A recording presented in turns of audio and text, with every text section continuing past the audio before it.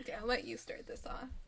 Hey guys, so I'm Marley, and this is my lovely friend who I'm not going to name.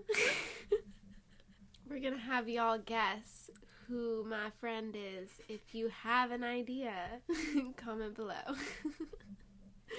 Anywho, we wanted to talk about just how it's kind of like a heavy topic / kind of like a controversial and like not really talked about though. I feel like it's kind of like a taboo thing. Like people don't really talk about how society like portrays or even views, I guess, like spirituality or it undermines spirituality. Like they just like kind of brush it to the side because like everyone low-key doesn't believe in it. Or not everyone, but most people, they will just be like, oh yeah, like I totally get it, but like they don't. And like they don't actually believe you, I feel like. And things just kind of get pushed down. I think it's when we're talking about spirituality, we're talking about like tarot cards and like that whole niche where there's like magic and witches and like crystals and like any energy kind of, like, healing, natural like pretty much everything that I'm about. We came up with this idea to like talk about this with you guys because we were talking about how we have had like experiences and people don't really like. People tend to I guess there's a lot of judgment that happens towards people who are identifying with a spiritual path, or it's kind of like this voodoo nonsense that like people don't really believe in, and then it turns into just like, I don't know, just like things that are crazy, I guess. And I just feel like people don't even try to understand it though. Like people already come in with their own mindset, which makes sense, but they don't try to like listen. If you're like telling them about something, they don't try to listen with an open mind. Like they just have already decided in their mind that everything you're saying isn't real. And so then you just automatically get shut out from their potentially, like, there's a potential of people like, you know, relating to what or resonating with what you're saying, but since they already have these assumptions and they grew up just assuming that these things aren't real, they just don't even get an opportunity to like resonate with anything you're saying. And I think it's hard because a lot of spiritual people or people who are really in that niche that I just described are all about the idea that everyone's opinion is valid and your experience is true for you. And so there's this definite like push to accept everyone for the way that they are, but then there's like this lack of acceptance that spiritual people get from people in other experiences and other niches. And I think that's like something that we wanted to bring up and bring to light. If you are a skeptic or you do have a mindset like that, like what can they do to maybe, like, you know, everyone says like try to have an open mind, but like maybe to some people it's not as easy to open up their mind to especially this kind of stuff when it comes to like spirituality and stuff you can't really see, or there's no like science to back stuff up. You know, some people just might have a really hard time grasping that stuff, so maybe we can like give some tips on like how to be more open-minded if someone comes to you who has like a spirituality interest or background or experiences. Okay, that's a big that's a big question. I just feel like, whoever's watching this might, like, be listening and already have, like, a very set mindset and might be brushing off what we're saying. Mm-hmm. So maybe we can, if you're watching this and you don't really believe what we're saying, and if we just, like, seem like two girls who are just kind of, like, talking and not really making sense, well, maybe we can help them, like, make sense of this by giving some tips on how to be open-minded about this. Okay. I think one of the first things that, like, can help to really open you up to just the possibility of, I guess, anything being possible, I think it's a lot of it is opening up to the idea that everyone's experience is valid. And so when someone's talking about an experience that they've gone through, that is something that is true for them, and you might automatically start to come up with explanations for what it is that they were experiencing or what caused them to experience things, but that's definitely kind of the natural tendency that we have, is we use our own experiences to try to explain other people's experiences, when in reality we don't really know what other people are going through. Even if you're empathetic, you really don't know what a person is experiencing. And I think that's where this lack of acceptance can come from, where we might not accept other people for being super voodoo or spiritual, because we, like, have a hard time seeing other perspectives and seeing that others might be experiencing other things. And so when you start to actually allow yourself to, like, listen to what other people are going through and maybe have experienced, then it's like, whoa, it can open your mind a little bit. Does that Yeah, you really encompassed everything. Okay. Dang, yeah. I think that is the biggest part, is, like, just accepting the fact that people have different experiences, and you can't just say, I don't know, like, how you can't feel, this might seem kind of like, I don't know how to say this nicely, but, like, you can't, like, how can you feel so entitled to, like, say someone didn't experience or feel or sense that or whatever they experienced. Like, yeah. You can't just, like, say that because you don't know. For sure. Yeah, exactly. So another tip maybe would be, like, if you're skeptic about whatever you're hearing, like, maybe you should try to turn that around. And if you're going to be skeptical,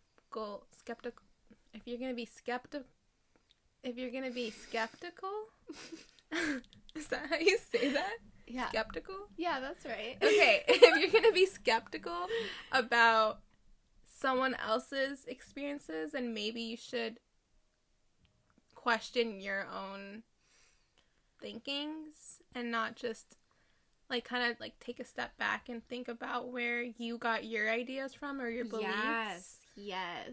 Like, where you were taught that, or just, like, question your, like, think about where you're coming from.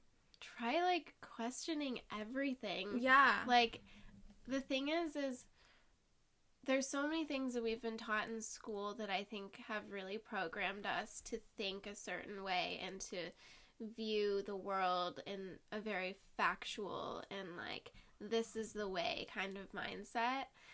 But I just think that we can get so, like, solid in our beliefs to the point where we're not open to anything else, and it can actually really hold us back from experiencing anything other than what we're experiencing in this life. And I think, like, I'm trying to think of examples, like, when people might get stuck in, like, so so many. I feel like the first thing that comes to my mind is like this, and this is gonna really get us off track, but like okay. This is an example, like veganism.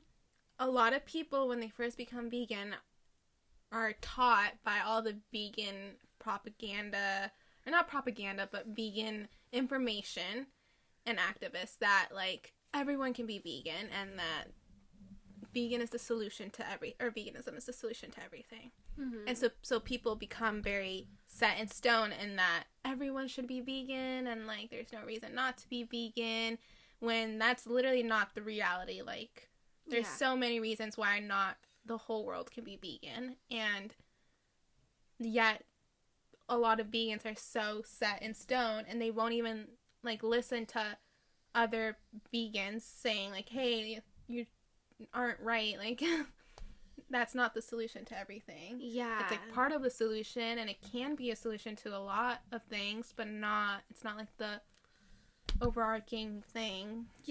So that's one example of how people get set in stone in their own beliefs and won't listen to like that's logic. A really good example.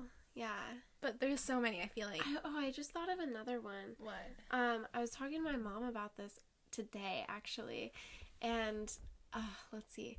It was like it was an example of the way that we were taught in school. Like, so we were thinking about math, and I just watched this documentary called Above Majestic, and they're just talking a lot about how we're programmed in school to really think a certain way, and this programming really puts us in a box. And they were saying that everything we learn is false, or the way that we're taught is false, even in like math and stuff. And so I was trying to figure out what this movie was talking about, and highly recommend checking it out, by the way. Really good movie. But I realized that it was talking about I just started coming up with all these ideas with my mom about how in like a math class we're taught how to like do certain equations or something, but we're taught to find the answer one specific way with one specific equation.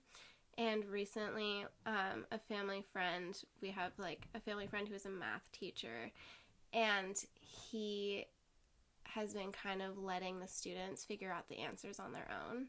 And he said that they've been going about it in ways that he hasn't seen over the like past 20 years that he's been teaching. And they've been creating all different kinds of equations and different ways of like thinking and doing it in such like creative and different ways. And like I just thought that was crazy, because when we were in high school there was so much like we would get marked down if we didn't do the equation that we were told to do. Like if we figured out the answer but we didn't do the right equation, we'd get a bad grade. Right. Yeah, even if you had the right answer, I totally forgot about that. Isn't that crazy? Yeah. And so think about it that way, like your way is not the only way. There's infinite ways to go about things. Everything. There's so many different ways, and even if you were taught and it was ingrained in you that this is the way, it's definitely not the only way. That's crazy. Yeah. Whoa. Those are two really good examples. Those are really good examples. Teamwork. But yeah. I also wanted to we're at 15 minutes. I wanted to turn this around though to people who like are misunderstood, and like maybe in the next couple minutes just like explain, like, I don't know, what can they do and how. So you're saying like people who are spiritual and have like experiences but like are completely disregarded? Yeah. Like, and what they can do? What can they do? What can they do about that? Do you have any? I think, honestly, in a way, they can use the same tips we just gave the other side. Like, I think both sides have to understand each other. Yeah. And I think spiritual people have to also understand that the people that they're telling this to most likely are coming from a way of thinking that society raised them to think. So, like, you have to be patient and don't take things personally, which, trust me, coming from, like, two people who are very sensitive and take every little thing personally, like, it's really hard, but, like, you have to learn not to take things personally. Like, if people kind of brush off what you said, like, just try to understand where they're coming from and why they did that. It's not because most likely it's not because they don't like you or whatever he might be thinking. But, so I think having patience. Yeah. Don't take things personally.